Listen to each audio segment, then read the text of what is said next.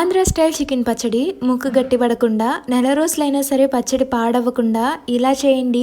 Taste అయితే అద్భుతంగా ఉంటుంది. ముందుగా హాఫ్ కేజీ బోన్లెస్ చికెన్ ని శుభ్రంగా వాష్ చేసి ఉప్పు పసుపు వేసి బాగా కలుపుకొని గంట పాటు పక్కనుంచుకోవాలి. ఇప్పుడు కడాయిలోకి ఆవాలు, జీలకర్ర, లవంగం, చెక్క, రాతి పువ్వు, యాలుకలు, ధనియాలు, మెంతులు వేసి లైట్ గా ఫ్రై చేసి మిక్సీ పట్టి పక్కనుంచుకోండి. ఇప్పుడు కడాయిలో చికెన్ వేసి మూత పెట్టి చికెన్ లో నుంచి వాటర్ బయటకు వచ్చి డ్రై అయ్యేంత వరకు ఫ్రై చేసుకొని ప్లేట్ లోకి తీసుకోవాలి. ఇప్పుడు పావు కప్పు ఆయిల్ లో చికెన్ ముక్కలు రెడ్ కలర్ వచ్చేంత వరకు ఫ్రై చేసి పక్కకు తీసుకోవాలి.